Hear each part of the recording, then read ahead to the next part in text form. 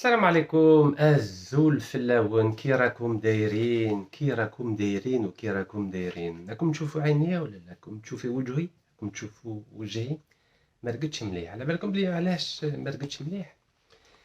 وليت نخمم الجزائر كي كانت بكري وكي ولات اليوم. بكري كانوا يحترمونا في العالم من بعد الثورة. انا الشيباني الله يرحمه الحاج العربي كان يحكي لي باللي في الوقت الثورة كنا اليد في اليد، كان العالم يساند في الجزائر. الصورة والسمعة تاع الجزائر كانت حاجة عظيمة في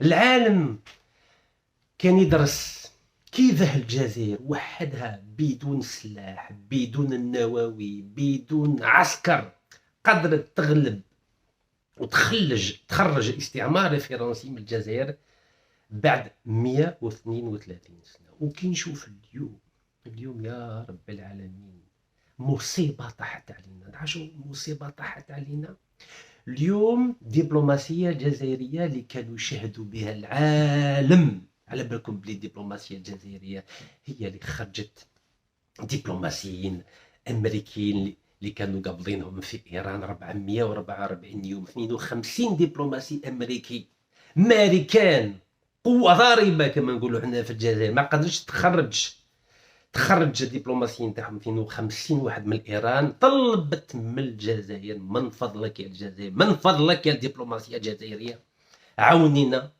باه دبلوماسيين امريكيين يخرجوا من السفاره الامريكيه في ايران.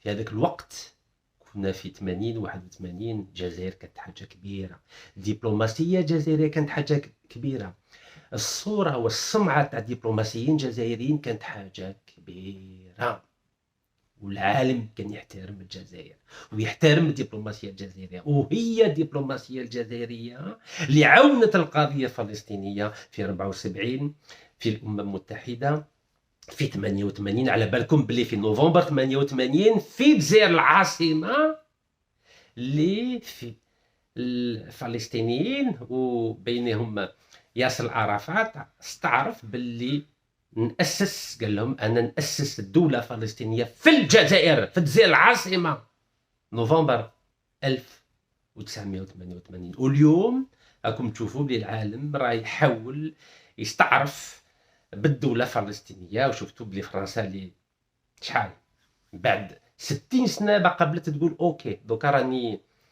راني معولا نستعرف بالدوله الفلسطينيه، وانجلترا فاني وكندا واستراليا وهي رايحه. بصح الجزائر هي اللي بدات.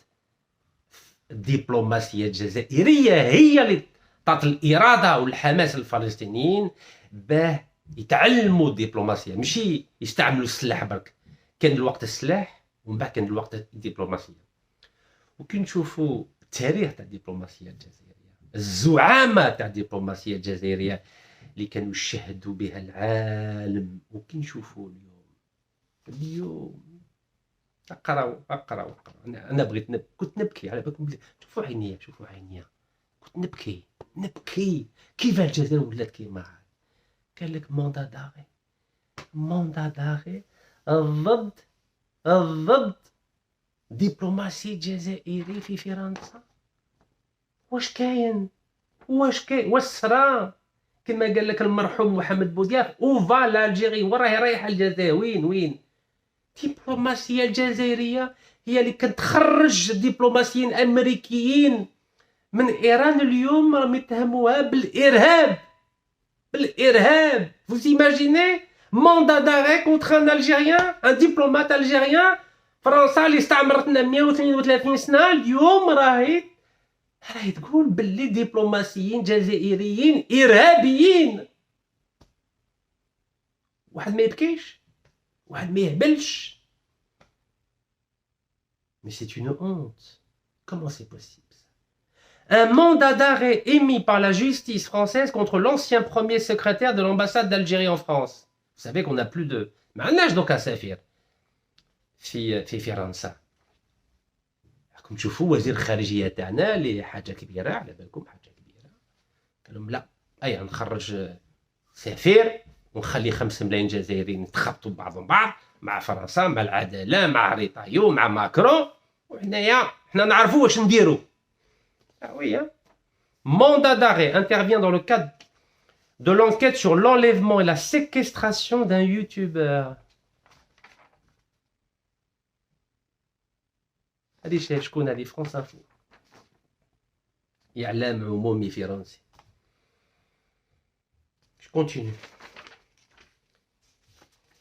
على بالكم كي نشوف بلي العلام الجزائري توسخ مع قضية إرهاب في فرنسا على بالكم أنا نتقر مانيش مليح. Je suis pas bien quand je lis ça. Quand je lis ça et je vois le drapeau algérien pour lequel sont morts يا ربي الكريم في الوقت الثورة 1,5 شهيد ربي يرحمهم، ممكن تشوف بلي راهي توسخ اليوم على رجال دبلوماسيين اللي ما عندهمش المستوى. وراكم تشوفوا بلي فرنسا تستعمل أي غلطة تستعملها. على بالكم بها فرنسا تستعمل أي غلطة اللي نديروها. على بالكم أنا فرنسا بطيحني بطيحني من الألف. أنا كي قدمت الترشح تاعي الانتخابات الرئاسية في الجزائر بطيحني فرنسا. يعني استعملوا الضغط ضد الناس اللي كانوا ساكنين عندي وقالوا لهم باللي لو كان ما تشكوش ضد نكاز رشيد نتبعوكم سمعوا مليح قضائيا وعسكريا. Vous vous rendez compte? Je connais bien la France, vous savez, je suis né, j'ai vécu, je connais les tenants, les aboutissants. Bah oui, moi je connais pas la France de loin, نعرفها من الداخل. على بالكم بها فرنسا نعرفها من الداخل مش من البعيد كيما توانا كيما الدبلوماسيين تاع اليوم. على بالكم ما يعرفوش فرنسا، يعرفوها ويكاند برك بصح ما يعرفوهاش في الصح في القلب. Donc la France, je la connais bien, regardez. Elle a menacé des locataires de poursuites judiciaires ou militaires s'ils ne répondaient pas à la convocation. Behish Koubia, regardez. Poursuites judiciaires ou militaires. Je connais bien cette France. Avec le général Denis Favier, qui était le directeur général de la gendarmerie française. Oui, je la connais très bien, la France. Et aujourd'hui, grâce à moi, ce général est mis en examen pour subornation de témoins. Ben oui, je connais bien la France. Je connais leur méthode mafieuse de certains éléments de l'état profond français. Ouais. Regardez ce qu'il a envoyé comme convocation. Vous imaginez? Poursuite judiciaire ou militaire. Ben oui, général Denis Favier. Ben écoutez, suite à ma plainte, maintenant il est vice-président de Total, chargé de la sécurité. Oui, Denis Favier. Mis en examen par le doyen des juges d'instruction, Hamid El-Roudat, Cyril Paco. Oui, je connais bien la France, mais les diplomates algériens, ils arrivent le week-end, c'est tout ce qu'ils savent. Oui, mais on ne connaît pas un pays en y allant le week-end faire ses courses aux Galeries Lafayette. Donc, mandat d'arrêt contre l'ancien premier secrétaire de l'ambassade d'Algérie, Harab El-Bled. وقف كون راجل ما تبهدلناش. وقف كون راجل كيما انايا. انا في الجزائر قالت لي ادخل البلاد ندخلوك لحد قلت لهم راني جاي انا عندي باسبور جزائري. الحاجه العربيه والحاجه البوديره قالت لي جامي تخاف ما عندكش تبني في كل شيء ما تخافش. جي افرونتي لا جوستيس الجزائريه. ومن بعد فرنسا كي كنت في الحبس في الجزائر ثاني حكمت عليا عام ونص حبس باغي avec un mandat d'arrêt. Là j'arrive اني جاي et dès que je suis sorti de prison grâce à 3 grâces présidentielles du président Abdelmajid Tebboune, je me suis fait opérer dans une clinique H-Leuf et quand je me suis senti mieux, le 5 octobre 2023, j'ai filmé ma reddition à l'aéroport d'Orly avec mon passeport algérien, mon unique passeport. لازم واحد يقابل ما تبهدلوناش يا دبلوماسيين. Vous n'avez rien dans vous n'avez pas de foin dans votre ventre, n'ayez pas peur du feu. Ni du feu de la justice, ni du feu de la diplomatie, ni du feu des médias. Il faut affronter.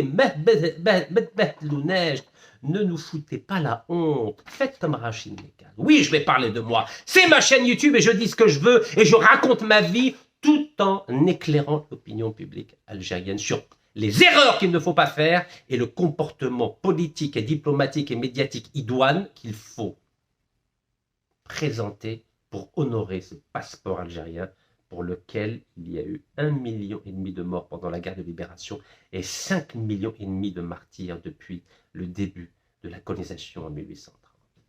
Être algérien, ça se mérite. Il faut en être digne. Mandat d'arrêt contre un diplomate algérien. Le Figaro, un diplomate algérien visé par un mandat d'arrêt international pour l'enlèvement d'un opposant en France. Et en plus, ils ont mis son nom partout. Voilà.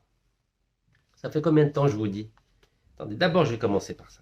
Mandat d'arrêt visant Salah ad-Din Selloum, un Algérien âgé de 37 ans, a été émis le 25 juillet par un juge d'instruction pour arrestation, enlèvement et séquestration en relation avec une entreprise terroriste. Aïe, aïe, aïe. Et association de malfaiteurs terroristes criminels. Ya Rabb al-Karim. Jazair هبطت. النيفو تاع البلاد هبط. شوفوا le Figaro. Regardez les chefs d'accusation. Regardez les chefs d'accusation. Salah ad-Din Selloum. Salah ad-Din Selloum. Mais c'est une honte. C'est une honte. Niger. Je continue. Donc ça, c'est le Figaro. Un diplomate algérien visé par un mandat d'arrêt international pour l'enlèvement d'un opposant. مشيت بهدي وراك يا محمد صديق بن يحيى وراك يا شريف قلال وراك يا j'ai mal à la tête. J'ai mal à la tête. Mais cette histoire, elle ne date pas d'aujourd'hui, vous avez compris. Déjà, écoutez, le 9 avril, un diplomate algérien soupçonné d'avoir commandité un assassinat en France. Un diplomate algérien, ça c'est le journal du dimanche, 9 avril. Un diplomate algérien soupçonné d'avoir commandité un assassinat en France. 9 avril.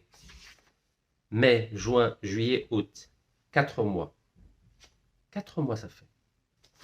Un diplomate algérien soupçonné d'avoir commandité un assassinat en France.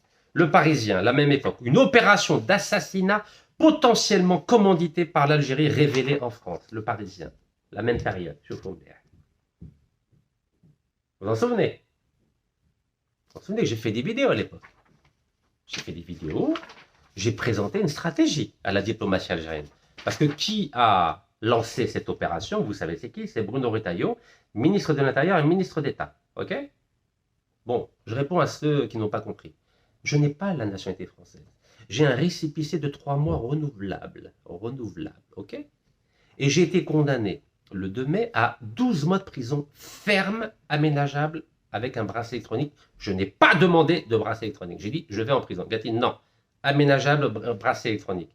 Depuis, je me suis présenté plusieurs fois aux tribunaux français. Ils ne veulent pas me mettre le bracelet électronique jusqu'à maintenant.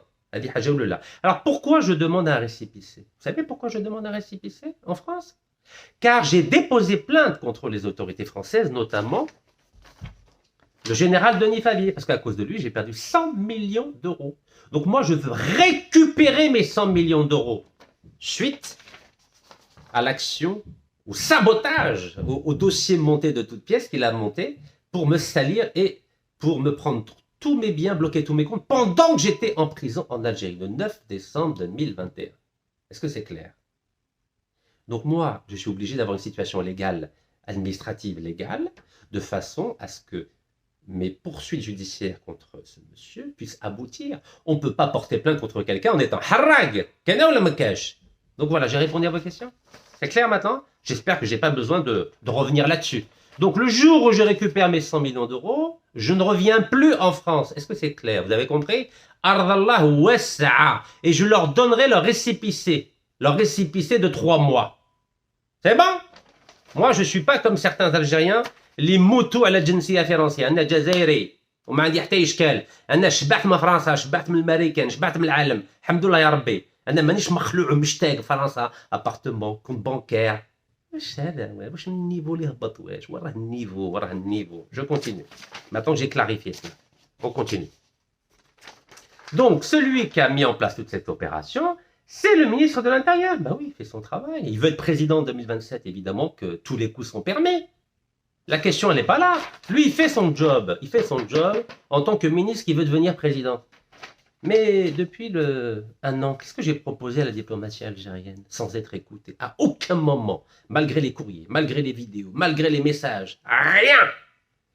J'ai proposé, dès que le ministre des Affaires étrangères, M. Ahmed Attaf, a retiré l'ambassadeur d'Algérie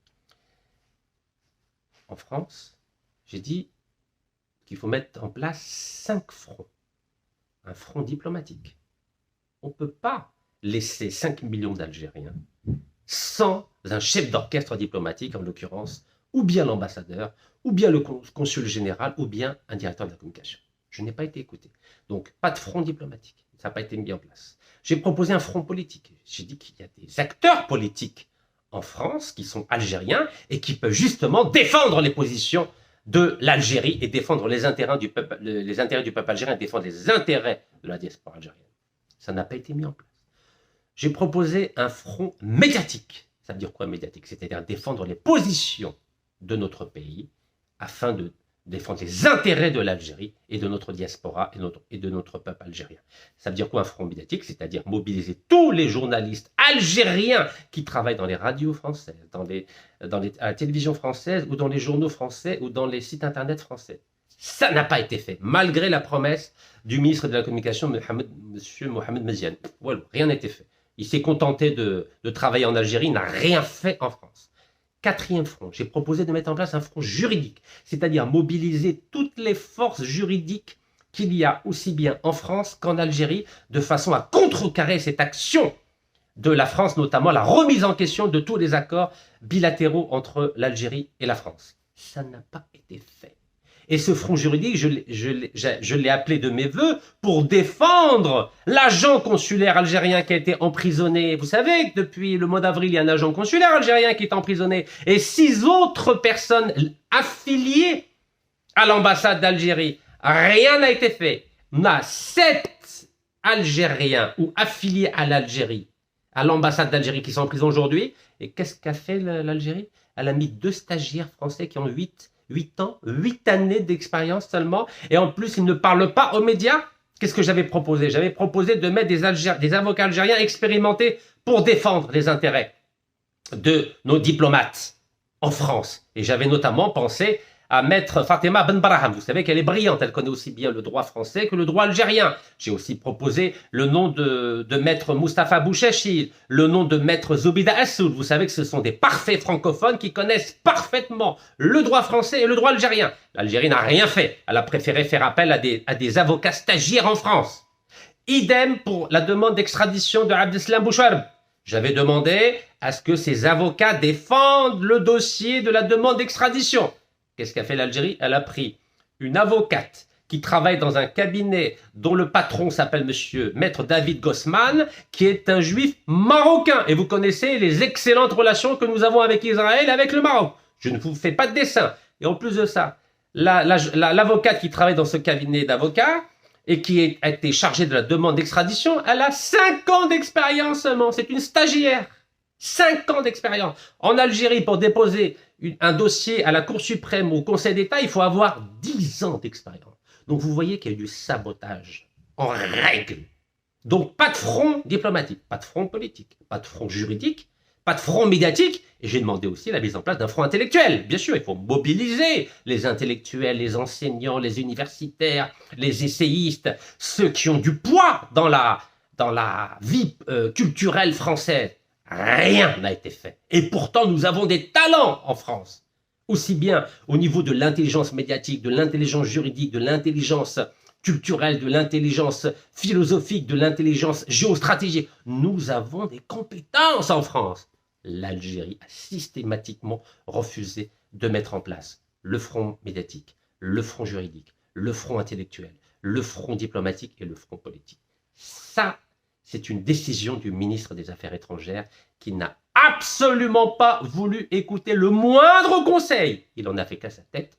Et nous voyons aujourd'hui le résultat. Nous avons un diplomate algérien qui était premier secrétaire à l'ambassade d'Algérie en France, qui a été d'abord soupçonné d'avoir commandité un attentat, et aujourd'hui, il est poursuivi par le parquet antiterroriste français et il est frappé d'un mandat d'arrêt international. Mais c'est une déflagration de la diplomatie algérienne. Je dis bien, et je pèse mes mots, c'est une déflagration de la diplomatie algérienne et c'est un échec personnel du ministre d'État et ministre des Affaires étrangères algérien, M. Ahmed Attaf. Je pèse mes mots et je vous les répète. C'est un échec total. Et quand on échoue, on doit démissionner. Vous savez ce que ça veut dire? Un mandat d'arrêt international contre un diplomate algérien, c'est exactement la même chose que le mandat d'arrêt contre le génocidaire Benyamin Netanyahou, qui a massacré 60 000 personnes à Gaza. depuis octobre 2023. Vous vous rendez compte? Vous vous rendez compte?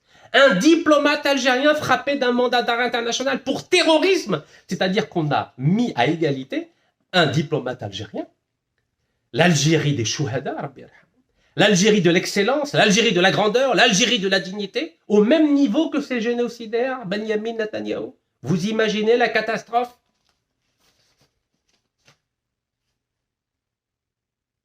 Au moment où la France et M. Bruno Retailleau accusaient l'Algérie de terrorisme, la diplomatie algérienne de terrorisme, qu'est-ce que j'avais fait? Vous savez que je suis historien, je connais parfaitement l'histoire.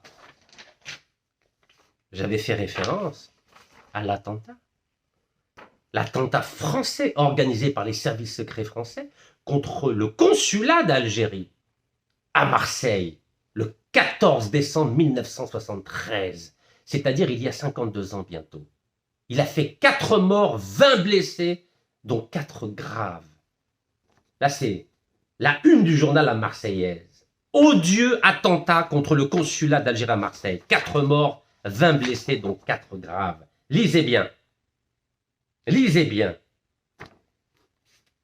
J'avais demandé à l'Algérie d'utiliser cette référence macabre des services secrets français pour justement contrecarrer cette offensive de l'État français contre la diplomatie algérienne. Mais vous croyez que M. Ahmed Attaf a utilisé cet argument? Pas du tout. Vous savez pourquoi? Parce que ça vient de Rachid Nekaz. Et tout ce qui vient de Rachid Nekaz, on ne doit pas l'utiliser parce qu'on ne veut pas faire la promotion de Rachid Nekaz. Mais oui, mais vous ne connaissez pas l'histoire de ce pays. Vous ne connaissez pas les hommes politiques de ce pays, les journalistes de ce pays. Vous ne les connaissez pas, vous les connaissez le week-end simplement. Vous les connaissez le week-end. Et quand vous êtes à Paris, vous êtes entre les Galeries Lafayette et l'ambassade d'Algérie. C'est tout ce que vous faites. Vous allez où? Vous allez où? Vous rencontrez des journalistes, vous rencontrez des intellectuels, vous rencontrez des écrivains. Non, vous rencontrez personne. Vous n'avez pas fait de soft power. Pas de soft power. Donc on a laissé Monsieur Bruno Retailleau insulter, instrumentaliser la diplomatie algérienne sans réagir. De la même façon que lorsque Alger avait dit que l'ambassade de France, notamment avec la DGSE, utilisait des Algériens pour mobiliser des islamistes afin d'organiser des attentats, vous en souvenez, la réponse du ministre des Affaires étrangères français, Jean-Noël Barrot, le chef de la diplomatie française réagit aux accusations d'Alger. Vous savez ce qu'il avait dit? C'était le 21 décembre 2024. Il avait dit, Jean-Noël Barrot a qualifié les accusations des autorités algériennes d'infondées et de fantaisistes, regrettant la convocation de l'ambassadeur de France à Alger. Regardez ce qu'avait dit Jean-Noël Barrot. Il avait dit que les accusations de terrorisme orchestrées par la DGS en Algérie étaient fantaisistes et infondées. Voilà ce qu'avait dit le ministre des Affaires étrangères algérien. Oui, mais les Français, ce n'est pas des amateurs. C'est pas des amateurs. Puisque l'Algérie n'a pas été jusqu'au bout de son enquête, qu'est-ce qu'a fait la Française? Qu'est-ce qu'a fait la France? Eh ben, elle a réagi. Elle a dit non, c'est pas nous les Français les terroristes, c'est vous les Français, vous les Algériens les terroristes, en accusant et en délivrant un mandat d'arrêt international contre un diplomate algérien. Vous avez vu, quand on laisse des amateurs et des incompétents gérer des dossiers aussi sensibles, aussi complexes, vous vous en souvenez, quand je vous ai dit que la diplomatie algérienne est en train d'échouer? La diplomatie algérienne navigue à vue, la diplomatie algérienne n'a pas de vision, n'a pas de stratégie, n'a pas de cohérence. Oh, vous m'avez dit non, la diplomatie algérienne, c'est très bien ce qu'elle fait. Ah oui, très bien ce qu'elle fait. Très bien ce qu'elle fait. Ça, c'est très bien, ça? Mandat d'arrêt contre un diplomate algérien, c'est très bien, ça? Non, mais dites-moi, est-ce que c'est très bien? L'Algérie sait ce qu'elle fait? Est-ce que la diplomatie algérienne sait ce qu'elle fait? Est-ce que le ministre des Affaires étrangères algérien sait ce qu'il fait? Bien sûr que non. Il navigue à vue. Zéro stratégie. Zéro stratégie. Mais si ça vous convient, il n'y a pas de problème. Si vous pensez que d'avoir l'image de la diplomatie algérienne salie dans le monde entier au moment où Gaza, la Palestine, vit des heures sombres avec la volonté du génocidaire Netanyahou d'envahir à nouveau Gaza, si vous croyez qu'on peut se permettre de voir notre diplomatie salie alors que l'Algérie a jusqu'au 31 décembre 2025 un siège non permanent à l'ONU pour justement défendre les causes qui lui tiennent à cœur, c'est-à-dire la question palestinienne, la question du Sahara, si vous croyez qu'avoir cette tache noire inscrite dans la figure, dans le visage de la diplomatie algérienne, c'est bien, je vous ai dit, bravo. Oui, c'est bien, bravo. Vous avez vu ce que ça fait d'être entêté, d'être autiste, de croire qu'on sait tout alors qu'on ne sait rien. Regardez à quoi ça aboutit. Regardez à quoi ça aboutit. Vous savez, l'attentat contre le consulat d'Algérie, l'attentat terroriste contre le consulat d'Algérie le 14 décembre 1973. Vous savez que les commanditaires, aucun n'a été recherché, aucun n'a été arrêté, aucun n'a été jugé, aucun n'a été condamné et aucun n'a été emprisonné. Rien n'a été fait. Et l'Algérie à l'époque, sectette. Vous savez pourquoi sectette? Parce que le président Feu Houari Boumediene avait nationalisé 100% du gaz algérien et 51% du pétrole algérien. Il a dit, d'abord je m'occupe de la souveraineté nationale. D'abord je m'occupe de la souveraineté énergétique algérienne et on verra ça plus tard. On verra ça plus tard. Et au moment de l'attentat, qu'est-ce qu'il y avait?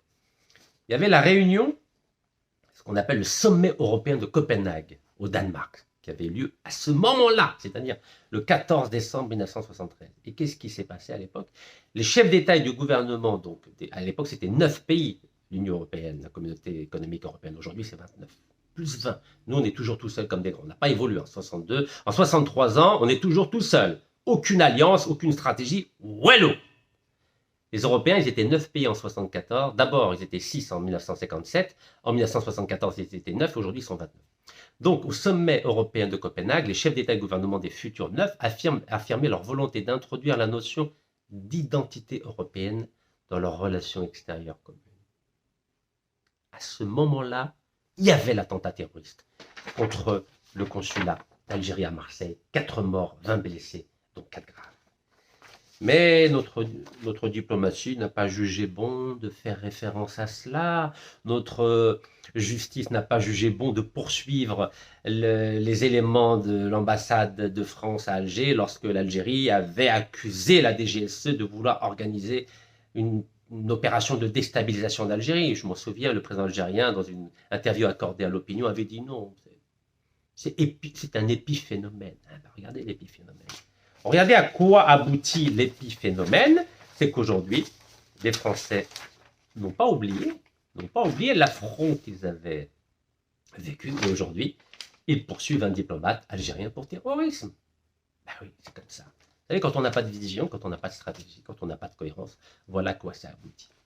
Alors, aujourd'hui, la diplomatie algérienne est considérée comme une diplomatie qui est infestée de terroristes. On a déjà un agent consulaire algérien qui est emprisonné, que personne ne défend, il n'y a que moi qui en parle. On a maintenant le premier secrétaire de l'ambassade d'Algérie à Paris, qui est en fuite en Algérie et qui est poursuivi pour terrorisme. Moi, j'ai plongé dans l'histoire des relations entre la France et l'Algérie. Vous connaissez aujourd'hui Feu Mohamed Sedder Benherrien, le fameux médiateur qui a réussi la libération des 52 diplomates américains qui étaient détenus captivité à l'ambassade américaine à Téhéran, qui les a libérés le 19 janvier 1980 à Rabbi al-Hamou. Regardez comment la presse française parlait de Mohamed Sedder Ben Yahya. Regardez et écoutez, s'il vous plaît. France-Algérie, le prix des retrouvailles. La France cherche à ouvrir entre les deux super grands, c'est-à-dire les États-Unis et l'Union soviétique de l'époque, une troisième voie tiers-mondiste. Pourquoi pas avec les Algériens? À l'époque, l'Algérie avait une telle renommée, avait une diplomatie tellement fine, tellement intelligente, tellement brillante, qui brillait par son excellence.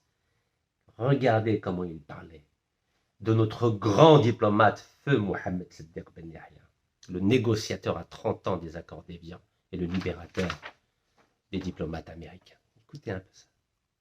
Écoutez un peu ça. Vous savez, quand je lis ça, j'ai la chair de poule. J'ai la chair de poule. J'ai la chair de poule. Regardez ce que disait le Nouvel Observateur. À l'époque, c'était Jean Daniel, qui était né en Algérie, qui est mort à l'âge de 100 ans. Avec Mohamed Siddiq Ben Yahya, rien n'est jamais dit, mais tout est suggéré. Rien n'est jamais dit, mais tout est suggéré. On ne le prend jamais au dépourvu et jamais en défaut. Lisez, s'il vous plaît. Ça, c'est la patte d'un diplomate d'excellence. Vous avez vu? Avec Mohamed Siddiq Ben Yahya, rien n'est jamais dit, tout est suggéré. Vous avez vu la différence avec aujourd'hui, là? Ils font des communiqués toutes les semaines à communiquer, Avec Mohamed Siddiq Ben Yahya, rien n'est jamais dit, tout est suggéré. Suggéré, c'est-à-dire, à vous de deviner. C'est ça la diplomatie. Et je relis, on ne le prend jamais au dépourvu, c'est-à-dire on ne le piège pas. Et jamais en défaut, c'est-à-dire on ne le voit pas en situation délicate. Nous, aujourd'hui, la diplomatie algérienne, elle est toujours prise au dépourvu et toujours prise en défaut. Vous voyez la différence de qualité entre l'ancien ministre des Affaires étrangères, Mohamed Siddiq Ben Yahya, et l'actuel qui passe son temps à faire des communiqués et qui est toujours pris en dépourvu et toujours pris en défaut. Et ça, c'est la preuve. Vous croyez qu'à l'époque de feu Mohamed Siddiq Ben Yahya, il y aurait eu un diplomate algérien poursuivi pour terrorisme et contre lequel un mandat d'arrêt international aurait été délivré? Mais jamais, au grand jamais.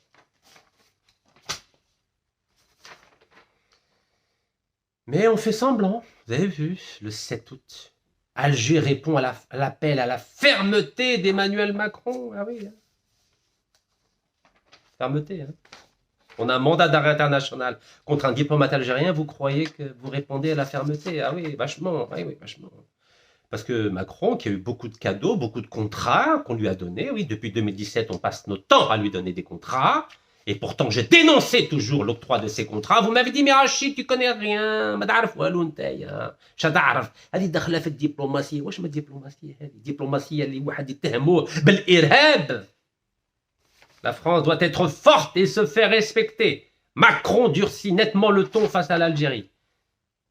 C'est comme ça qu'on est traité aujourd'hui?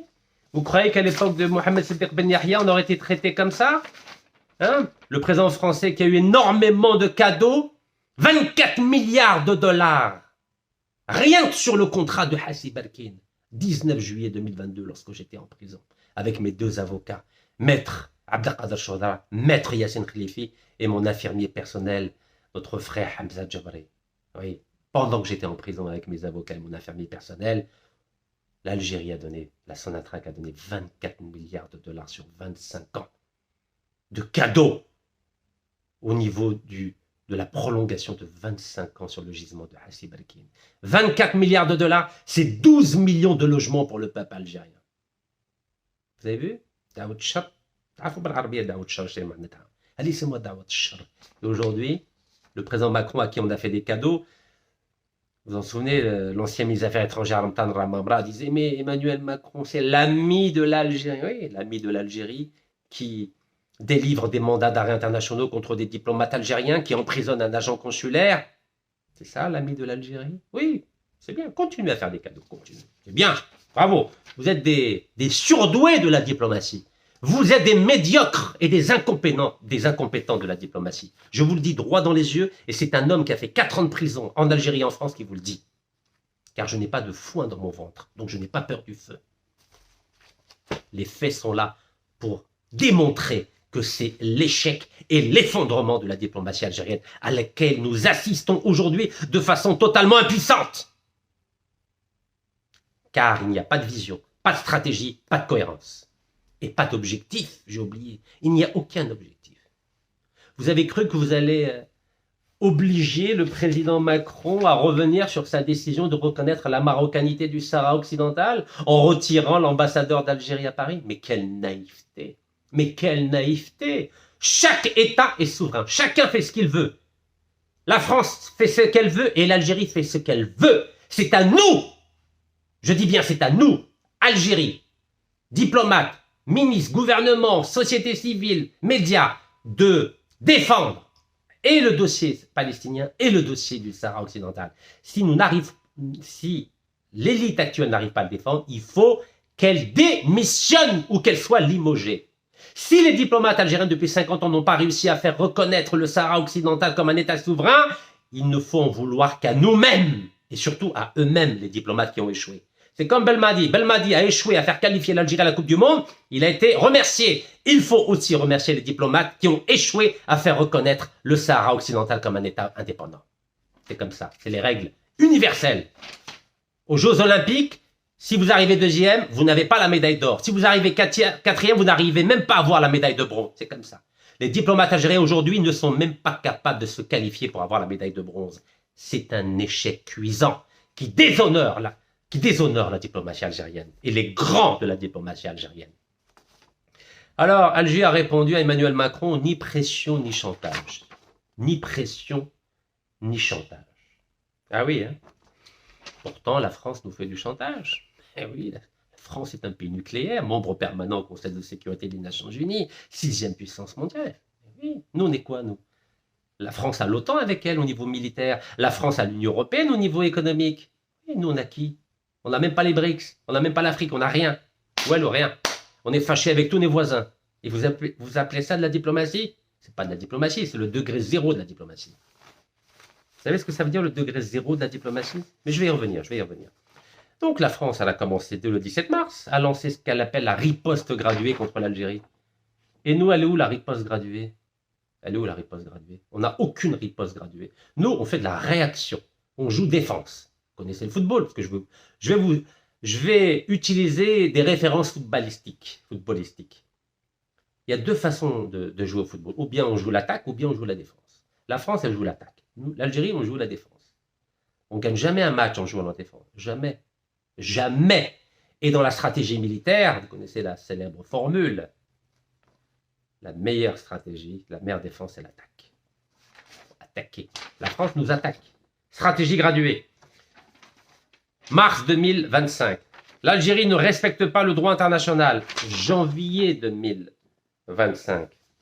Juillet 2025. La riposte graduée est en place contre l'Algérie, réaffirme la porte-parole du gouvernement français Sylvie Primas. Alors l'Algérie, elle a essayé de réagir. Alger a mis fin à l'accord de 2013 sur les visas, qui concerne que les diplomates. Mais la France a suspendu les visas pour les passeports diplomatiques algériens, a suspendu 17 900 visas long séjour pour les familles algériennes, pour les étudiants algériens, pour ceux qui veulent travailler. Vous croyez qu'il y a beaucoup de Français qui veulent travailler en Algérie et qui veulent se soigner en Algérie? Soyons sérieux, c'est disproportionné. Alors, l'Algérie a essayé, avant cela. Elle a essayé. Qu'est-ce qu'elle a fait, l'Algérie? Elle a envoyé des communiqués. Vous connaissez, je vous ai dit ce que disait le nouvel observateur de Mohamed Siddiq Ben Yahya. Avec Mohamed Siddiq Ben Yahya, rien n'est dit, tout est suggéré. C'est-à-dire qu'il faut deviner ce qu'il pense. Nous, on est les surdoués des communiqués. Surdoués. Puis on fait des longs communiqués, comme si on était des étudiants au lycée. 3 pages, 4 pages. Voilà, là, je vous ai pris le communiqué du 12 avril 2025. Voilà, 12 avril 2025. Voilà, la France, l'Algérie n'est pas contente. Voilà, l'Algérie a exprimé sa vive protestation contre un agent consulaire qui est poursuivi par le parquet antiterroriste français. Ah oui, protestation. Mais rompez les relations diplomatiques. Voyons, à partir du moment où on met un agent consulaire algérien en prison, mais ça veut dire qu'il n'y a plus de respect de la souveraineté algérienne, il n'y a plus de respect de la diplomatie algérienne, il n'y a plus de respect de l'immunité diplomatique algérienne, mais il faut rompre les relations diplomatiques. Non, l'Algérie, non. Non, on proteste. Voilà, on a protesté le 12 avril. Pourquoi on a protesté? Parce qu'il y a un agent consulaire qui a été emprisonné. D'ailleurs, depuis ce jour, plus personne ne parle de lui. À chaque fois, je reviens dessus. Alors, l'Algérie, elle a réagi un peu plus tard, au mois d'avril, juste après. L'Algérie expulse 12 fonctionnaires de l'ambassade de France. Voilà. Voilà, Niftana. Voilà, on expulse. Vous voulez pas libérer l'agent consulaire? Eh ben, on expulse. Il n'y a pas de problème. L'Élysée a répondu, pas Rétaillon, l'Élysée, Macron. Communiqué de l'Élysée, Qu'est-ce qui s'est passé? Macron assume. Il expulse à son tour 12 agents en représailles et rappelle son ambassadeur. Voilà. Juste après, c'était le 15. Vous avez vu un peu? Voilà, c'est bien le 15 avril. Voilà, 15 avril. Là, c'est le Figaro. OK. Alors, bien sûr, dans la presse internationale, pareil, hein, la France a expulsé 12 officiels algériens suite à des allégations de kidnapping. Voilà, la presse internationale, vous voyez. Voilà, avec le drapeau algérien qui est sali. Voilà, et puis pareil, dans les journaux américains, US News, la France dit qu'elle va expulser 12 agents algériens et se souvient et rappelle son ambassadeur. Bon, c'est une mauvaise traduction, vous avez compris. Très bien. Voilà, pareil, toujours dans la presse internationale, New York Times, la France rappelle son ambassadeur et expulse 12 officiels algériens. Voilà, New York Times, vous voyez, New York Times. Voilà, pareil, dans la presse internationale. Voilà, donc l'Algérie, on expulse. Donc l'Algérie veut jouer la dure, bah, les Français, puissance nucléaire, membre permanent au Conseil de sécurité des Nations Unies. Vous savez, à ce rythme-là, on va pas loin. Hein. Regardez les Turcs, mesures françaises contre les dignitaires algériens. L'Algérie menace de prendre des mesures réciproques. Ouais, nous c'est tout ce qu'on sait faire. Mesures réciproques. Mais vous prenez pour qui? Vous prenez pour qui? À partir du moment où vous avez 7 personnes liées à l'ambassade d'Algérie, poursuivies pour terrorisme. Mais quelle mesure réciproque? Quelle mesure réciproque? Quelle mesure réciproque? Regardez. L'agence andalouse turque. Regardez. Quelle mesure réciproque? Vous n'avez pas mis en place ni front diplomatique, ni front politique, ni front juridique, ni front médiatique, ni front intellectuel. Ni front juridique, ni front intellectuel. Vous ne mettez rien en place. Vous faites la diplomatie algérienne fait des communiqués en croyant que ça suffit. En croyant que c'est une arme atomique. Mais ça vaut rien. Il est où le lobbying? Il est où le soft power? Alors, évidemment, la France, qu'est-ce qu'elle a fait? Restriction d'accès par la France concernant les diplomates algériens. L'Algérie exprime sa surprise et son étonnement. C'était le 26 février 2025. Surprise et étonnement. Vous croyez qu'on fait de la diplomatie en exprimant sa surprise et son étonnement? Pareil, nouvelle provocation. L'Algérie exprime sa surprise face aux restrictions d'accès annoncées par la France. Figaro International. Voilà. On est loin de feu Mohamed Ben Yahya, hein, où les Français disaient, les médias français, avec lui, rien n'est dit, tout est suggéré. On ne le prend jamais, ni au dépourvu, ni en défaut. Nous, on est pris au dépourvu et en défaut en permanence. Alors, il n'y a pas eu que ça. Il y a eu l'affaire vous vous souvenez, les influenceurs franco-algériens. Une note du ministère de l'Intérieur recommande la déchéance de la nationalité. Bah oui, parce que la diplomatie algérienne a abandonné les 5 millions d'Algériens. Complètement abandonné. À partir du moment où on refuse, on retire un ambassadeur, et l'ambassadeur, vous connaissez son rôle, c'est d'être le chef d'orchestre de les 20 consulats algériens. On les a oubliés. Allez, regarde. Débrouillez-vous tout seul. Vous vous rendez compte? Ils ont un passeport algérien. Normalement, ils ont la protection de l'Algérie. Vous savez que moi, le président Abdelmajid Tebboune m'a accordé la protection consulaire lorsque j'ai été emprisonné à Fresnes pendant 75 jours entre le 5 octobre 2023 et le 21 décembre 2023. J'oublierai jamais, vous savez, je ne suis pas ingrat. Mais là, maintenant, la diplomatie algérienne, elle a abandonné 5 millions d'Algériens. Débrouillez-vous. Alors, vous connaissez la France, avant d'attaquer, elle prépare l'opinion publique. Vous connaissez? Ben oui, ils savent c'est quoi le soft power. Ils savent c'est quoi préparer l'opinion publique. Je sais que tout est interdit en Algérie. Tout est interdit. Manifester, débrouillez-vous. Les Français sont intelligents, vous savez. Ils ont ce qu'on appelle une démocratie de façade. Ils font croire que les décisions sont prises après avoir consulté l'opinion publique avec des sondages organisés. Mais ça marche, vous savez que ça marche. Avant de délivrer un mandat d'arrêt contre un diplomate algérien, les Français, ils ont préparé le terrain. Regardez. Sondage. Avec l'arme des sondages. Vous savez qu'en Algérie, il n'y a pas de sondage. Vous êtes au courant? Bah oui, ils ont peur des sondages. Influenceurs algériens menaçants. 94% des Français réclament leur expulsion. Regardez. Ah oui, parce que les Français savent utiliser les sondages pour préparer l'opinion publique avant de prendre des décisions lourdes de conséquences. Ben oui, mais nous, non. Nous, on croit tout savoir. On fait des petits communiqués.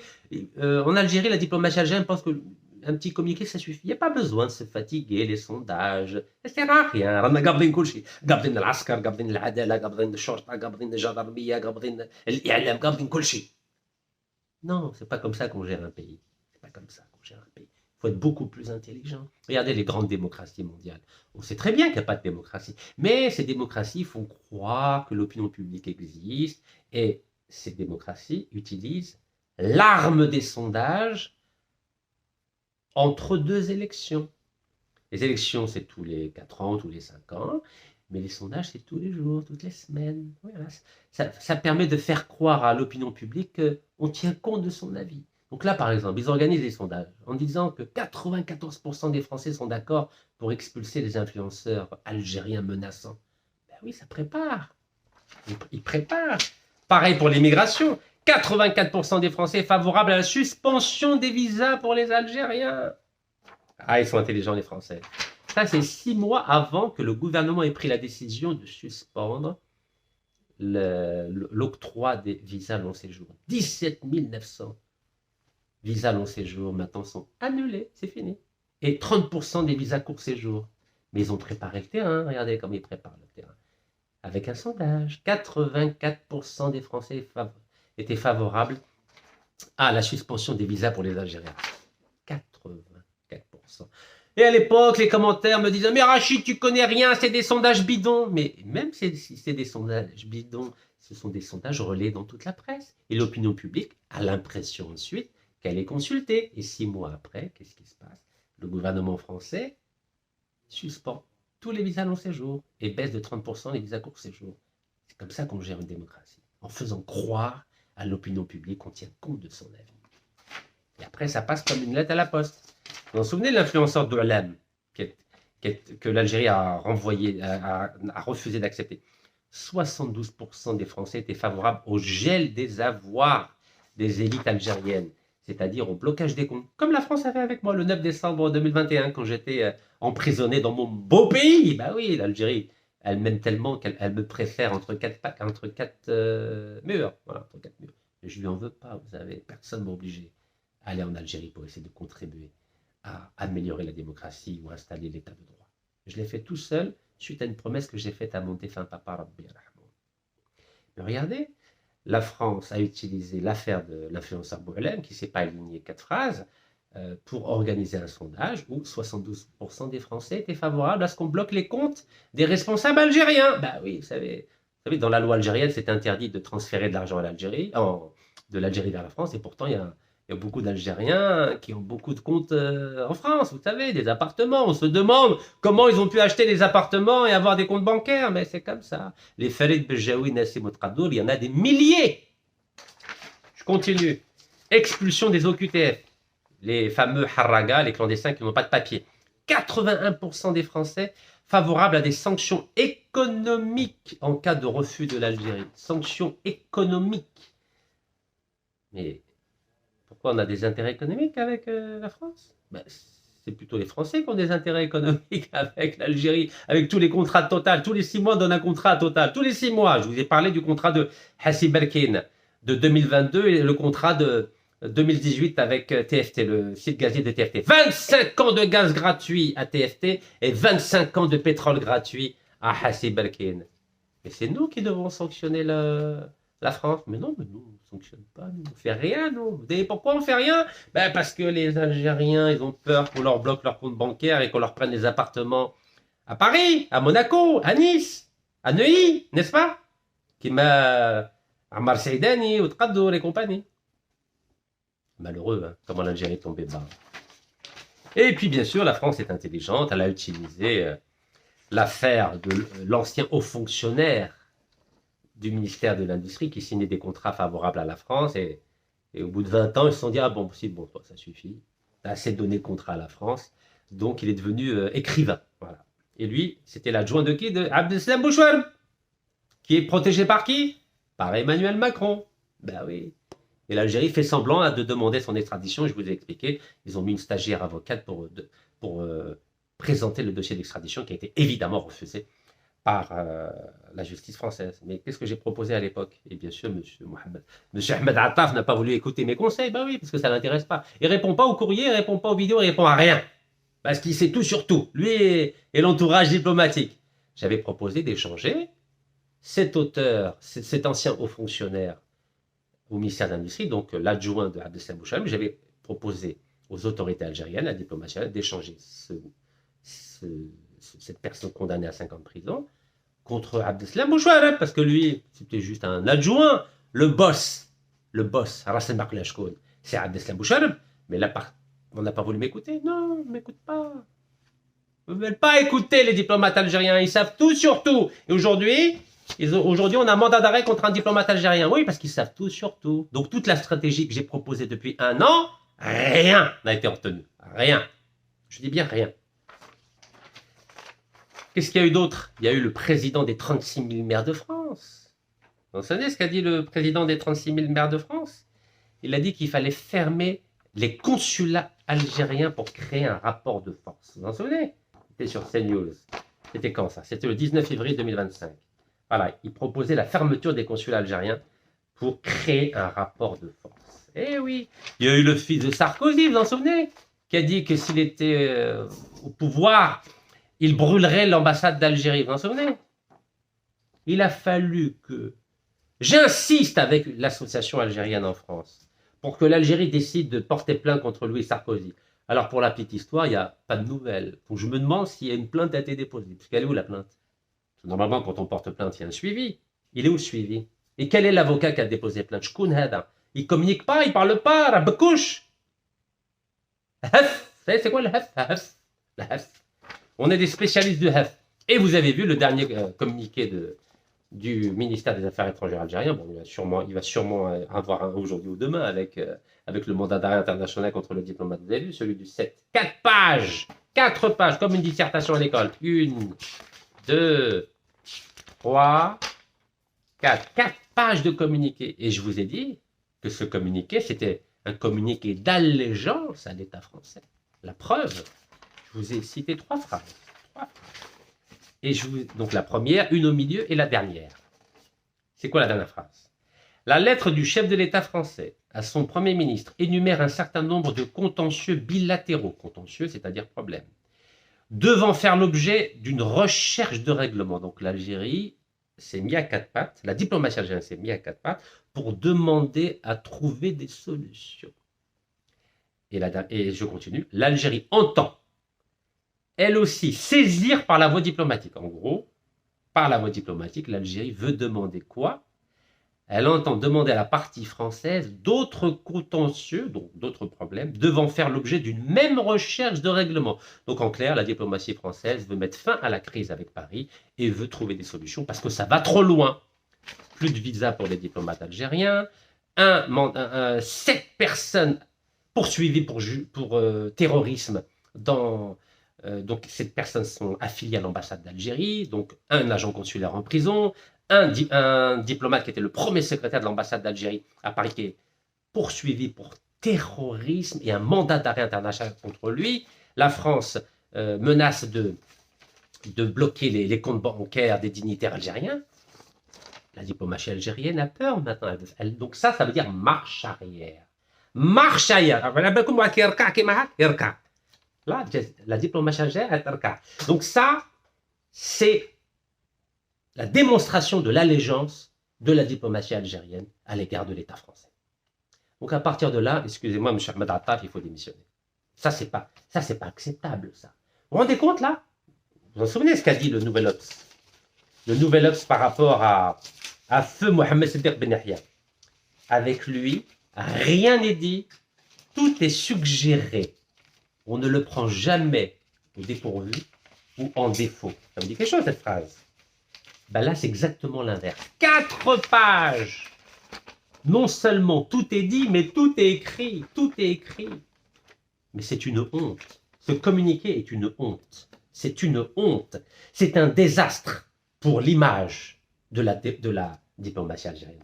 C'est une honte et un désastre. C'est une déflagration morale. être à ce point obséquieux à l'égard de la France, c'est une honte, c'est une humiliation. Je dis bien une humiliation.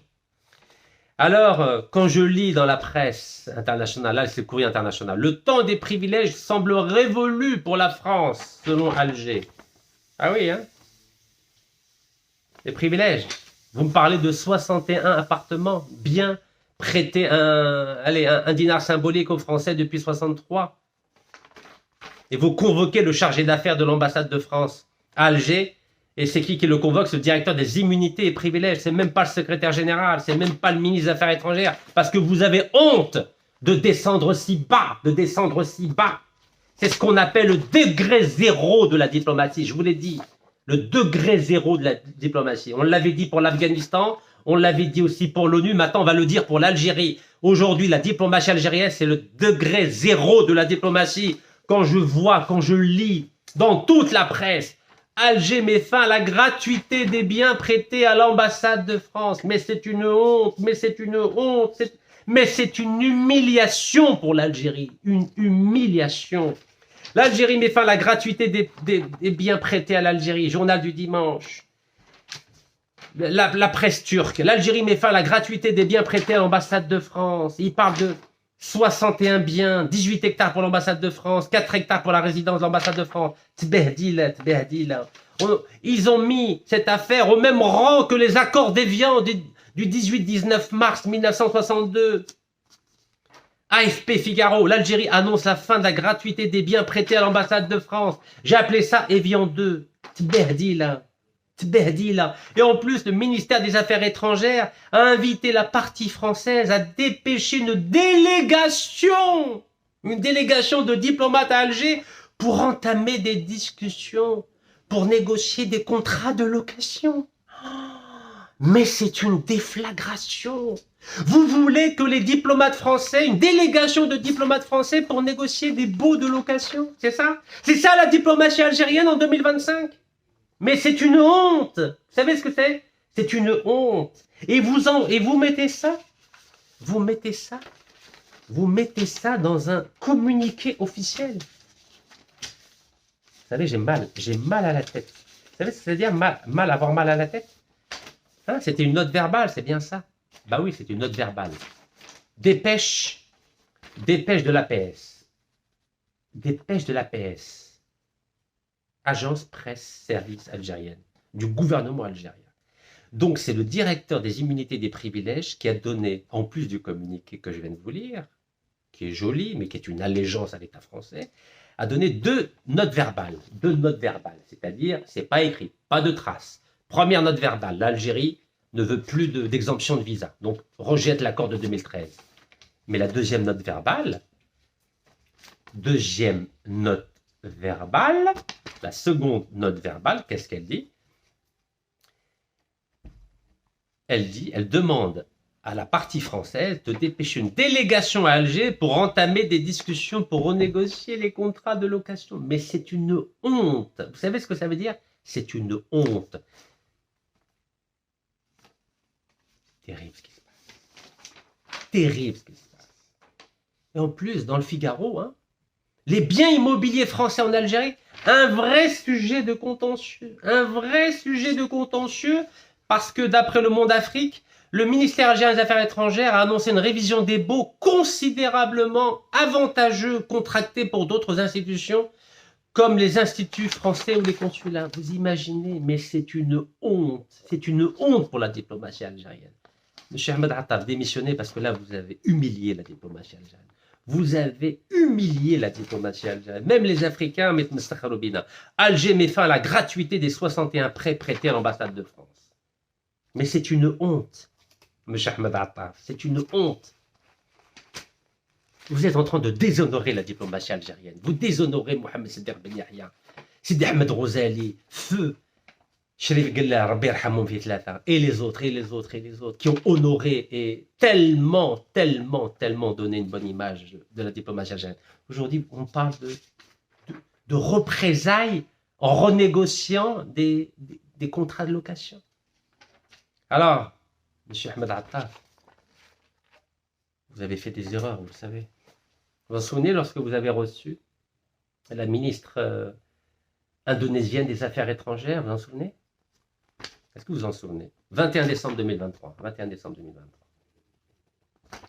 Et dans la presse indonésienne, qu'est-ce qu'il y avait écrit? L'Indonésien Pertamina, Pertamina c'est la Sonatrach indonésienne, va investir 900 millions de dollars en Algérie. Vous vous en souvenez? Regardez. Monsieur Ahmed Attar, vous vous en souvenez? Et là, vous êtes engagé avec Pertamina. Pertamina, vous savez, possède 65% du gisement de Menzel Lejmet North, MLN. 65%, c'est-à-dire 23 000 barils, 23 000 barils sur 35 000 barils. 23 000 barils sur 35 000 barils de pétrole. Et les 12 autres 1000 barils appartiennent à Repsol, c'est-à-dire que l'Algérie a 0%. 0 baril, l'Algérie. 0 baril. Regardez. 23 000 sur 35 000. Pertamina, l'Indonésien. Et qu'est-ce que vous avez fait, monsieur Ahmed Attaf, avec le ministre de l'Énergie, Mohamed Arqab? Vous avez prolongé de 35 ans. 35 ans le contrat avec Pertamina. Ça, c'était le 26 juin 2023. Regardez. 35 ans.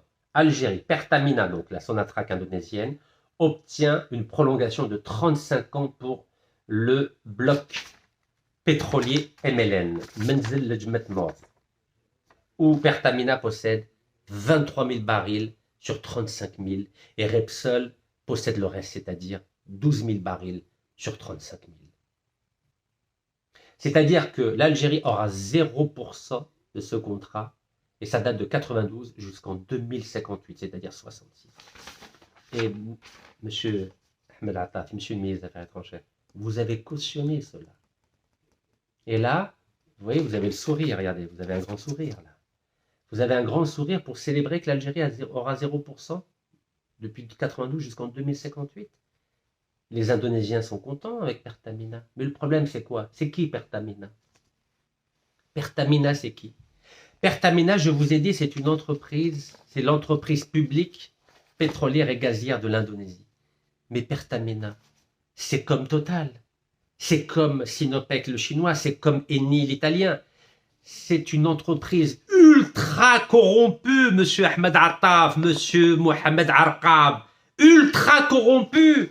Et qu'est-ce que vous avez fait? Vous avez renouvelé le contrat pendant 35 ans encore, où l'Algérie aura 0%. L'Algérie n'aura que les taxes, un peu d'impôts, et le transport du pétrole jusqu'à Skikda ou Alger pour après partir en Indonésie. 35 ans, vous avez prolongé un contrat avec Pertamina qui vient d'être accusé de 12 milliards de dollars de corruption. Regardez, il y a un rapport affligeant, 22 pages de rapport. Regardez, 12 milliards de dollars de corruption. Pertamina, c'est la mafia du pétrole et du gaz, monsieur Ahmed Attaf, monsieur Mohamed Arqab. Vous savez pourquoi je parle de ces deux ministres? Car depuis que j'ai retrouvé ma liberté politique le 19 janvier 2025, je vous ai dit que j'allais intervenir sur deux sujets. Tout ce qui est lié à l'image de l'Algérie à l'étranger. Tout ce qui est lié à l'image de l'Algérie à l'étranger. Mon rôle en tant que citoyen algérien, c'est d'essayer de trouver des idées, des solutions pour rehausser, pour améliorer l'image de l'Algérie à l'étranger. Et il y a deux secteurs. C'est le secteur de la diplomatie. Vous avez vu, c'est un échec total en France. Et le secteur de l'énergie, car le ministère de l'énergie passe son temps à renouveler tous les contrats avec les sociétés étrangères. Tous les contrats, je dis bien tous les contrats. Quand bien même toutes les exploitations gazières et pétrolières sont en marche. Donc normalement, à la fin d'un contrat de 20 ans, la Sonatrach récupère 100%. Ah non, la Sonatrach ne veut pas récupérer 100%. Elle veut continuer à être ou bien à 0%, ou bien à 51%. Mais elle ne veut pas avoir 100%. Vous savez pourquoi? Parce qu'on passe notre temps. La Sonatrach passe son temps à renouveler des contrats avec des sociétés corrompues. Et vous savez ce que font les sociétés corrompues? C'est qu'elles achètent les ministres et elles achètent les responsables de la Sonatrach. Et on l'a vu avec Shakib Khalil, 41 millions d'euros, 500 milliards de centimes pour que Eni rachète la société canadienne First Calgary Petroleum qui détenait 75% du site de Menzel Lejmet East. C'était en 2008, alors que l'Algérie avait 143 milliards de dollars de réserves de change. Ça ne représentait que 609 millions d'euros. Non, Chakib Khalil a refusé de racheter. L'Algérie n'exerce jamais son droit de préemption dans le domaine du gaz et du pétrole. Jamais. Par miracle, elle l'a fait. Elle l'a fait. Elle l'a fait. À Jay-Z, elle a récupéré pratiquement 100% et elle l'a fait à la raffinerie d'Adrar dont je vais parler. Parce que Sinopec, le chinois, possédait 70% et la Sonatrach 30%.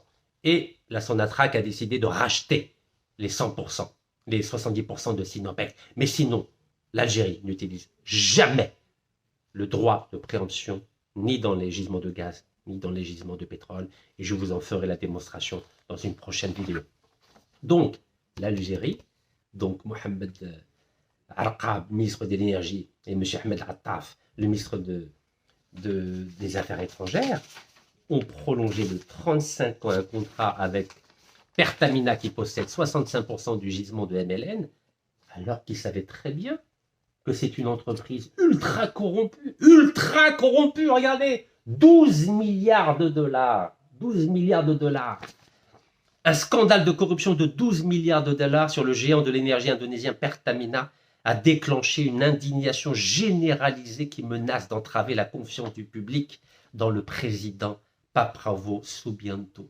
Et nous, qu'est-ce qu'on fait? On signe 35 ans alors qu'on a 0%. 0%! L'enquête sur la corruption de Pertamina en Indonésie alimente la colère contre la mafia du pétrole et du gaz. Mais M. Mohamed Arqab et M. Ahmed Attaf, oui, signent avec l'Indonésie, oui, normal. Avec Pertamina, regardez le titre. Lisez. Et ils sont contents, hein. L'Indonésien Pertamina va investir 900 millions de dollars en Algérie. Mais c'est pas pour nous, c'est pour eux. C'est pour eux. L'Algérie aura 0 centime, sauf taxes, impôts et le transport du pétrole, c'est tout. Comme si on était une petite prestataire. Nous sommes devenus les prestataires de nos gisements de gaz et de pétrole. Vous imaginez? On prend que les taxes, les petites taxes. Fteit, farkat. Vous savez, farkat بالعربية, farkat. Rien qu'à 10 دولار واعطيني الغاز تاعك والبترول تاعك. Mais c'est un scandale. Donc moi, je demande une enquête. Je demande une enquête concernant tous les contrats qui ont été renouvelés avec les sociétés étrangères, notamment les sociétés étrangères corrompues, comme Pertamina, l'Indonésien, Sinopec, le Chinois, Total, le Français, Eni, l'Italien. Oui, je demande une enquête. Je demande une enquête, car, surtout dans le dossier de Pertamina, car il s'agit de 2 ministres d'État, M. Mohamed Arqab, ministre de l'Énergie et des Mines, et M. Ahmed Attaf, ministre des Affaires étrangères et de la communauté nationale à l'étranger. Comment on peut signer pendant 35 ans avec une entreprise qui est mondialement connue pour être une entreprise corrompue? 12 milliards de surfacturation. Vous imaginez ce que peut faire Pertamina, Total, Eni et Sinopec avec des gouvernements étrangers ou des responsables des sociétés pétrolières et gazières. Je ne vais pas vous faire de dessin. Vous avez vu ce qui s'est passé avec Chakib Khalil, avec Nassim Tqaddour, avec Farid Bejawi. Vous savez très bien ce qui se passe. Quand on accorde pendant 35 ans supplémentaires un contrat, alors qu'on a 0%, qu'est-ce que ça veut dire d'après vous? Alors l'Algérie de M. Ahmed Attaf a brandi la menace de l'ONU face à la France. Ah oui, face à la France. Vous voulez accuser la France, c'est ça, poursuivre la France à l'ONU, alors que la France a un siège permanent au Conseil de sécurité et le droit de veto. Ça s'appelle du HEF. Pendant ce temps-là, notre agent consulaire est toujours en prison. Il y a 7 autres personnes qui sont en prison pour la même histoire. L'Algérie fait semblant d'exiger la libération, mais évidemment, ça ne marche pas. La France retire le privilège des valides diplomatiques. Mais l'Algérie, qu'est-ce qu'elle fait? Elle passe son temps à faire des communiqués.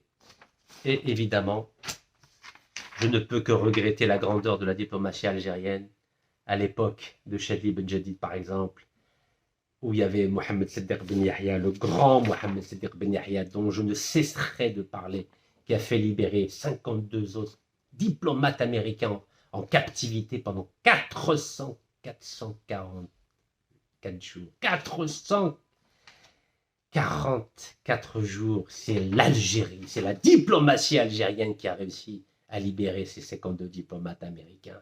19 janvier 1981. Eh oui, c'était la grandeur de la diplomatie algérienne. Et aujourd'hui, qu'est-ce qui se passe? On a des agents consulaires emprisonnés depuis le mois d'avril. On a des mandats d'arrêt contre un diplomate algérien.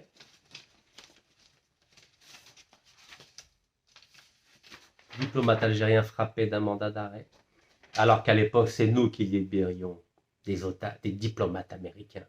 L'Algérie libérait des diplomates américains emprisonnés pendant 444 jours. Parce qu'on avait des grands diplomates, pas des fonctionnaires qui ont été nommés par Oud Ammi, Oud Khali, Sahbi. Ça, c'était des vrais diplomates, des vrais diplomates. Aujourd'hui, on a des diplomates. D'où ils sortent, les diplomates algériens? D'où ils sortent? Qui les a formés? Qui les a nommés diplomates? Shkoun. Comment on peut avoir des diplomates poursuivis pour terrorisme? Vous croyez que Mohamed Siddiq Ben Yahya était poursuivi pour terrorisme? Monsieur Mohamed Attaf? Monsieur Ahmed Attaf? Mais non, c'est des diplomates de carrière, des vrais diplomates. Ils n'ont pas été... c'était des avocats de formation. Des avocats de formation. Vous connaissez beaucoup de diplomates algériens aujourd'hui qui sont avocats de formation? Vous en connaissez beaucoup, vous? Aujourd'hui, vous savez très bien comment ça fonctionne, la diplomatie algérienne. Ils ont tous été formés à l'époque de feu Abdelaziz Bouteflika. Vous savez très bien qu'il a mis ses copains. Il a mis ses copains dans toutes les ambassades, au ministère des Affaires étrangères. Vous savez très bien qu'il y a une incompétence, une médiocrité généralisée au niveau du ministère des Affaires étrangères. Vous le savez très bien. C'est pour ça qu'on a des échecs à tous les niveaux. À tous les niveaux, on a des échecs. Warrak et Mohamed Siddiq Ben Yahya. Regardez-moi ça, regardez. Regardez comment le Moudjahid parlait de Mohamed Siddiq Ben Yahya. Un diplomate infatigable. Le plus jeune négociateur d'Évian. Ya Rabbi al-Karim, Ya Rabbi al-Karim. Un diplomate de très haut rang, Très haut rang. Diplomate de très haut rang. Et aujourd'hui, on a quoi? Agent consulaire emprisonné en France, accusé de terrorisme, d'une entreprise terroriste. Un diplomate algérien frappé d'un mandat d'arrêt international, accusé de terrorisme. Vous croyez que Mohamed Siddiq Ben Yahya, un diplomate de très haut rang, a été une seule fois accusé de terrorisme? Vous croyez que Sherif Gellel, ici avec le président américain John Fitzgerald Kennedy, a été accusé de terrorisme? Vous savez pourquoi? On n'a plus de Sherif Gellel et de Mohamed Siddiq Ben Yahya ou de Sidi Ahmed Al-Ghazali. Vous savez pourquoi? Car nous n'avons plus de diplomates en Algérie. Nous avons des fonctionnaires ou des soldats ou des ouled flen et ouled flen. Nous avons des diplomates nommés par népotisme. Vous savez c'est quoi le népotisme? C'est quand c'est un tel lui dit, bon écoute, nomme mon frère ou Lydie comme en diplomate à New York, à Paris, à Londres, à New York. Ouais. Alors bien sûr, nous avons encore des diplomates.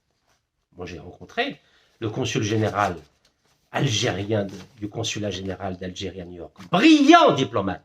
Rien à voir avec ceux contre qui on vient de délivrer un mandat d'arrêt international. Oui, il y en a, mais ils sont très peu. Et puis s'ils parlent, ils se font limoger. Mais oui, c'est comme ça que ça fonctionne aujourd'hui. La diplomatie algérienne, quand t'adar, et Qissouk, elle est belle comme Béha. Parce qu'aujourd'hui, on n'a plus de vrais diplomates. Du niveau de Mohamed Siddiq Ben Yahya et du niveau de Sherif Gellel. Parce qu'on ne les laisse pas briller. Regardez la preuve. Normalement, quand on envoie des courriers au ministère des Affaires étrangères, qu'on fait des propositions, normalement, la moindre des choses, c'est de répondre. Non, ils ne répondent pas, parce qu'ils savent tout sur tout. Non, ils préfèrent vendre l'Algérie à Pertamina. Voilà, Pertamina. On préfère vendre l'Algérie à Pertamina, entreprise corrompue, 12 milliards de corruption, oui, pour vendre les richesses du pays. On a 0%. Normal, 0%. Tous les contrats sont renouvelés. Je dis bien, tous les contrats de gaz et de pétrole sont renouvelés. On a 200 000 cadres et employés à la Sonatrach c'est tous au chômage. Ils sont tous au chômage. On donne les contrats aux étrangers. Ah oui, je ne sais pas pourquoi. On renouvelle tous les contrats. Et encore une fois, total, 24 milliards de cadeaux ont été donnés le 19 juillet 2022. Oui. Alors, monsieur Ahmed Attaf, ministre des Affaires étrangères, vous avez échoué partout, vous savez. Le dossier français, c'est un échec total. Le dossier du Sahara occidental, vous avez vu. Portugal reconnaît la marocanité du Sahara occidental. L'Angleterre reconnaît la marocanité du Sahara occidental. Le Ghana reconnaît la marocanité du Sahara occidental. La France a reconnu à 2 reprises la marocanité du Sahara occidental. C'est un échec total. Il faut démissionner, monsieur Ahmed Attaf. Si vous avez un peu de fierté, il faut démissionner. Il faut démissionner. Mais c'est un échec partout. Rupture diplomatique presque avec le Mali, avec le Niger, avec le Burkina Faso, le Maroc. Échec sur le Sahara occidental, échec en France, échec avec l'Union européenne. Mais c'est un échec, il faut démissionner. Il faut que le président de la République limoge le ministre de l'énergie et des mines et le ministre des Affaires étrangères, car c'est un échec, on ne peut pas continuer comme ça. Comment rester ministre des Affaires étrangères alors qu'on a un diplomate poursuivi pour terrorisme avec un mandat d'arrêt international? Mais ce n'est pas possible, ça. Avec un ministère des Affaires étrangères qui est devenu une agence immobilière. Des biens loués avec un dinar symbolique à la France. Mais c'est pas possible, ça. Mais c'est un désaveu, c'est une déflagration morale, voyons. Et vous croyez que le marhouma Hassiba Ben Bouali a sacrifié sa jeunesse et son avenir pour que nous ayons aujourd'hui des diplomates et des agents consulaires emprisonnés ou poursuivis pour terrorisme avec des mandats d'arrêt internationaux qui vendent les richesses gazières et pétrolières à des entreprises corrompues? Pertamina en Indonésie, Total en France, Eni en Italie, Sinopec en Chine. Vous savez très bien que Sinopec, le président et les directeurs généraux étaient condamnés à mort et à 15 ans de prison pour corruption. Pareil pour l'Eni, pareil pour Total. Et pareil pour Pertamina. Vous croyez que Feu Houari Boumediene, qui a pris le pouvoir par la force, mais qui n'a cessé de défendre la souveraineté algérienne, vous croyez qu'il serait fier de vous? Alors qu'il a nationalisé 100% du gaz et 51% du pétrole le 24 février 1971? Vous croyez qu'il serait fier de voir des diplomates algériens emprisonnés pour terrorisme et qui font l'objet d'un mandat d'arrêt international pour terrorisme? Ah, وراك يا هواري بومدين وراك يا هواري بومدين وراك. Pourtant, il a pris le pouvoir par la force, mais il n'a cessé de défendre. يدافع على السيادة الوطنية الجزائرية وما يخليش الصورة والسمعة تاع الجزائر تطيح كيما هكا. Et on a le ministre de l'énergie et des mines, Mohamed Arraqab, qui ما يحشم ما والو. Qui nous dit que la souveraineté algérienne est une ligne rouge en donnant 80% des richesses aux étrangers dans les mines algériennes. Mais voilà, normal, adi. Et il a validé la vente, plutôt la prolongation de 35 ans du contrat de Menzel Djemet North au corrompu Pertamina. 35 ans, l'Algérie a 0%. 0% pendant 35 ans. Et ça date depuis 1992. Pertamina l'Indonésien 65%, Repsol l'espagnol 35% et l'Algérien 0%. Et ce monsieur est ministre d'État, ministre de l'énergie. Il signe des contrats au nom de l'État algérien. Et maintenant, allez, plus de 51-49. Mais ما يعرق قانون ما نجم 80% شركة أجنبية 20% جزائر. Alors moi j'adore ceux qui défendent le ministre Mohamed Arraqab. Ils disent non mais attendez, mais ça va être une entreprise de droit algérien, vous inquiétez pas, les mines vont toujours appartenir à l'État algérien. Mais attendez, mais vous moquez du monde ou pas? Mais qu'est-ce que j'en ai à foutre, moi, que l'entreprise soit de droit algérien, si les contrats permettent à des entreprises étrangères d'avoir 80% des parts jusqu'à épuisement des réserves?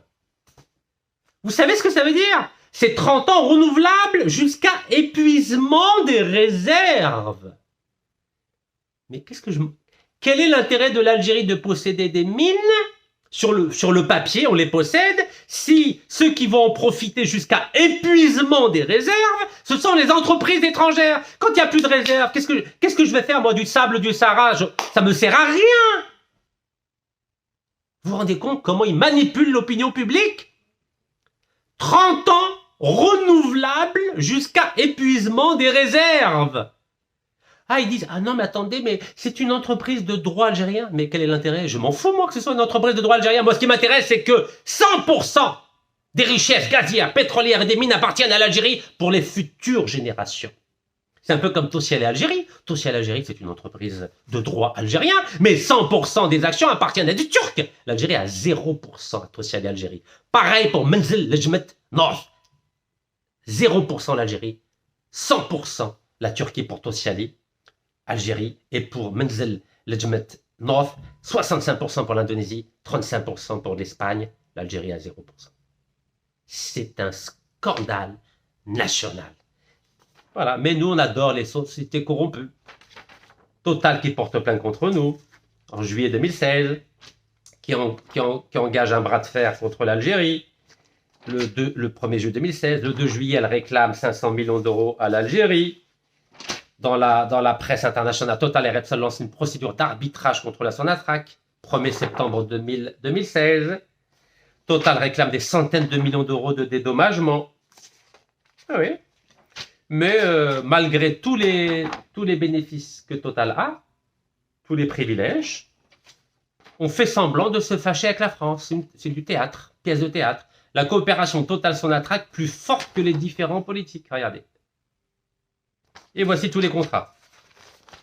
Contrat de 25 ans de gaz gratuit en juin 2018. 10 juillet 2017, renforcement de la coopération, 10 juillet 2018, renforcement de la coopération Total-Sonatrach.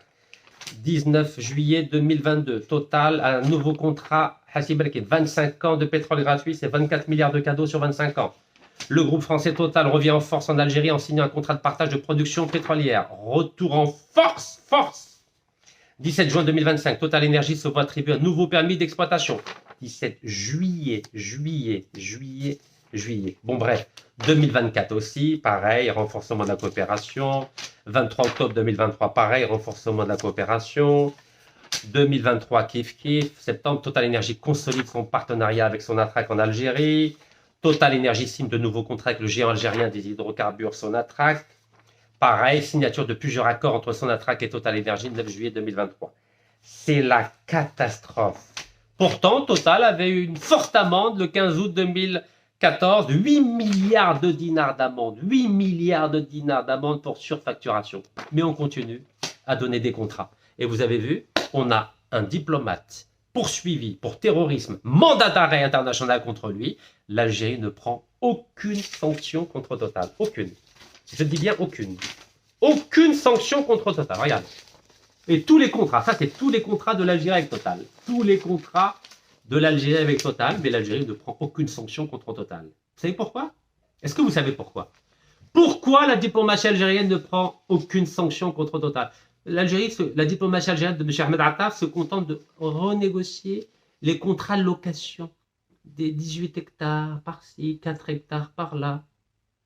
Pourquoi la diplomatie algérienne n'annule pas tous les contrats avec Total? Elle met fin au cadeau de 24 milliards de dollars sur Hassi Belkin jusqu'en, écoutez-moi bien, 2048. C'est pratiquement 1 milliard de dollars de cadeaux nets pour Total jusqu'en 2048. Ça, c'est un seul contrat. C'est 12 millions de logements pour le peuple algérien. Mais l'Algérie, la diplomatie algérienne de M. Ahmed Attaf fait semblant de dire « Ah oui, nous, on est dur, nous. Hein. Nous, on va demander à une délégation de diplomates français de venir à Alger pour renégocier les contrats de location comme une agence immobilière. Alors que nous avons un agent consulaire en prison depuis le mois d'avril et maintenant le premier secrétaire de l'ambassade d'Algérie à Paris qui est poursuivi pour terrorisme avec la délivrance d'un mandat d'arrêt international. Mais on ne touche pas à Total. Vous savez pourquoi? Parce que si la diplomatie algérienne touche à Total, vous savez ce qu'elle va faire la France? Elle va bloquer tous les comptes des responsables algériens à Paris. Elle va dénoncer tous les appartements qui ont été achetés. Vous savez que 10% des transactions immobilières à Paris sont faites par des Algériens. Vous croyez que c'est le fellah algérien qui achète des appartements qui coûtent minimum 1 million d'euros à Paris? Ben non, c'est tous ceux qui ont travaillé dans les institutions algériennes. C'est la 5e colonne algérienne. Vous comprenez? Donc voilà, c'est pour ça que la diplomatie algérienne de M. Ahmed Attaf et le ministère de l'énergie de M. Mohamed Arqab ne touche pas au contrat avec Total. Parce que tous les contrats qui ont été reprolongés avec Total, avec Eni, avec Sinopec, avec Pertamina, vous pouvez imaginer ce qui a dû se passer en coulisses. Et je ne vais pas vous faire de dessin. Aujourd'hui, je suis triste pour l'Algérie. Je suis très très triste pour la diplomatie algérienne qui est humiliée. Et je demande officiellement au président algérien Sir Abdelmajid Tebboune de mettre fin aux fonctions et de M. Mohamed Arqam, ministre de l'énergie et des mines, pour avoir sacrifié 80% des richesses minières des futures générations aux compagnies étrangères. Et je demande qu'il mette fin à la mission de M. Ahmed Attaf en sa qualité de ministre des Affaires étrangères de la communauté nationale à l'étranger, car il a échoué lamentablement dans la gestion du dossier français, car aujourd'hui nous avons un diplomate algérien qui est poursuivi pour terrorisme et contre lequel un mandat d'arrêt international a été émis, de la même façon que depuis le mois d'avril, nous avons un agent consulaire qui est emprisonné aujourd'hui pour les mêmes raisons, et l'Algérie a échoué, la diplomatie algérienne a échoué à le faire libérer, à faire extrader Abdeslam Bouchouareb et à échanger Abdeslam Bouchouareb contre l'ancien haut fonctionnaire algérien devenu écrivain et qui se trouve aujourd'hui à la section pénitentiaire de l'hôpital Mustapha Bacha d'Alger depuis le 16 novembre 2024. Voici ce que je demande et je crois que le peuple algérien n'est pas contre ces propositions-là. Barakallahu fikum, tahiyya al-Jazair, wa la yarham Chouaib.